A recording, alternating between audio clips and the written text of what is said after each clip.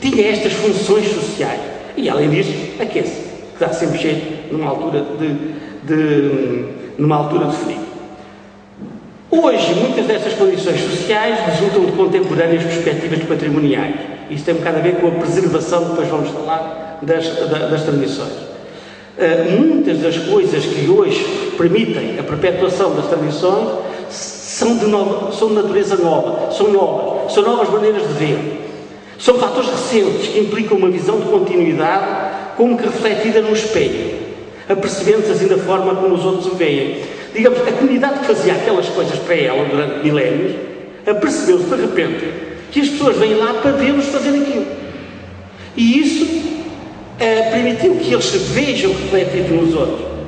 E permitiu que eles se orgulhem daquilo que faziam, já não como uma vivência, mas como um património a preservar. E daí muitas vezes as formas de sustentabilidade modernas, de outra maneira, não teriam permitido a preservação da tradição. É o caso, por exemplo, da festa dos Sabolês em Tomar. Por exemplo, já foi uma festa mantida pela devoção.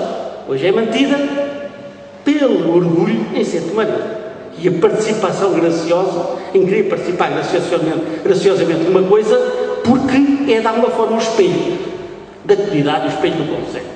O mesmo podemos dizer da festa da Boa Viagem em Constância, por exemplo, dos caretos de Podense e agora dos de Lazarinho, que se estão a transformar em grupos, podemos dizer folclóricos, se quisermos ver as coisas desta maneira. Do vestuário tradicional feminino da Nazaré. Porquê é que as mulheres da Nazaré ainda vestem assim? Porque sentem aquilo como uma expressão de orgulho de ser Nazaré. Há muito tempo que elas deviam ter deixado de vestir, se a evolução fosse natural.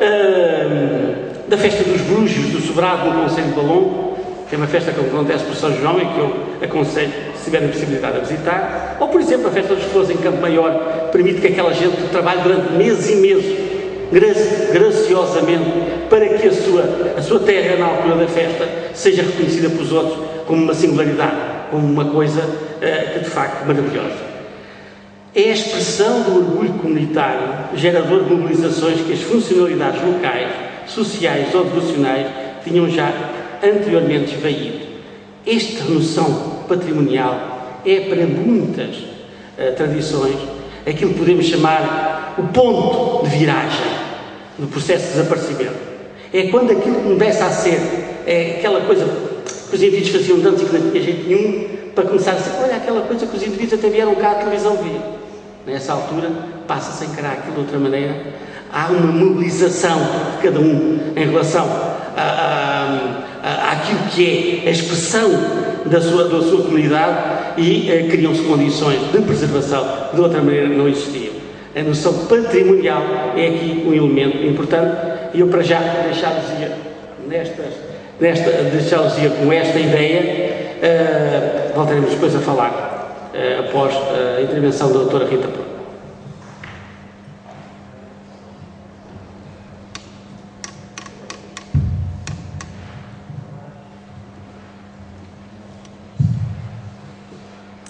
Muito boa noite. Quero agradecer também o convite, que muito me honra. Eu vou falar de algumas tradições da minha terra, a Glória, certamente muita gente conhecerá, aqui perto do Concelho de Salvaterra, que é uma terra que, ao longo dos tempos, tem preservado algumas tradições, embora muitas delas estejam a desaparecer, obviamente, com a invasão do progresso, mas algumas ainda se conservam, e aquelas de que vou falar concretamente estão quase extintas. Ora, eu começo por falar de uma circunstância,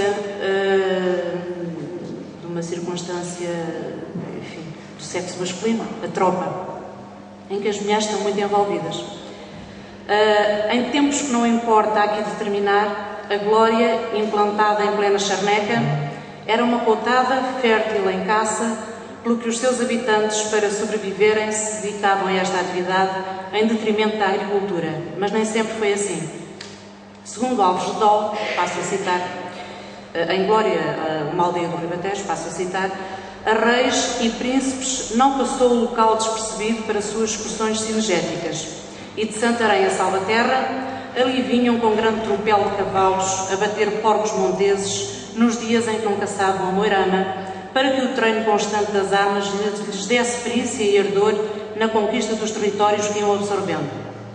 Dom Pedro I, apaixonado por aqueles exercícios e encontrando hábeis concorrentes nos caçadores locais, proibiu-lhes a matança da sua caça predileta, mas em troca concedia à Glória uma carta de mercês, fomentando a agricultura e a pecuária com facilidades de terrenos e pastos. A propriedade era limitada pelo trabalho. Quem mais desbravasse, mais possuía. A terra era de todos. Outra mercê isentava da militância os homens da glória. Contam os velhos, nas suas recordações de mocidade, que na igreja havia uma pedra onde tal ordem se gravava e que dali levaram não sabem para onde. Foi há 60 anos que de lá saiu o primeiro homem para servir o rei e envergar fardeta. Citei. Há 60 anos, isto contando 1936 para trás, portanto 1864 por aí. Ora, este excerto permite-nos compreender e contextualizar atitudes, modos de estar, sentimentos em relação às normas impostas pelo poder, interpretadas pelos habitantes como quebras a uma rotina muito própria, ditada por uma espécie de leis internas, referindo-nos concretamente à obrigatoriedade do serviço militar. Tratando-se de uma comunidade muito fechada e por isso julgamos que os laços vinculativos são mais fortes, esta fase da vida masculina era sentida pelas mulheres com grande dor e sofrimento. Naturalmente que na Glória em particular, esse pesar fazia-se sentir no trajar. A partir do momento em que o militar partia em cumprimento do dever, a noiva, a mãe e as irmãs punham de lado as vestes costumeiras, passando a vestir traje escuro ou roxo, e o roxo era branco e preto, até ao seu regresso. Entretanto, a noiva, particularmente, regia-se por normas sociais bastante rígidas que a impediam de partilhar da vida normal do cotidiano. A sua conduta passava a orientar-se por um código bastante repressivo que não podia ser ultrapassado, sob pena de se desfazer o compromisso entre os dois. Como tal, a mulher devia preservar-se dos olhos dos outros, homens ou mulheres, evitando sair à rua, a não ser por absoluta necessidade, percorrer caminhos mais frequentados, pondo de parte a possibilidade de participar em qualquer evento ou ato social. Curiosamente, eram as mulheres e não os homens o garante dessas regras, já que a sua transgressão era imediatamente registada por elas e nunca pelos homens. A interpretação que fazemos destes comportamentos típicos relacionam-se com o que é exposto antes. As imposições externas, ainda que vindas do poder, eram consideradas como um grande prejuízo, quer moral, por ser um atentado à liberdade individual e uma privação do contacto permanente com a comunidade, quer social, na medida em que o afastamento temporário era considerado um atraso no percurso normal do visado, quer ainda individual, considerando que o afastamento da comunidade podia constituir algum perigo para a segurança pessoal. Observando todos estes parâmetros, que não precisavam de ser explícitos, a mulher manifestava da forma que já descrevemos a sua solidariedade e fidelidade.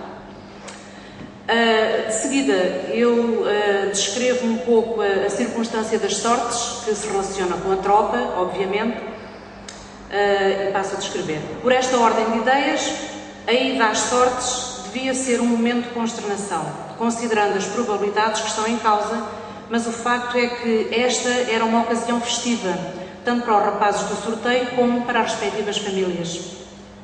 A vida rotineira punha-se de parte.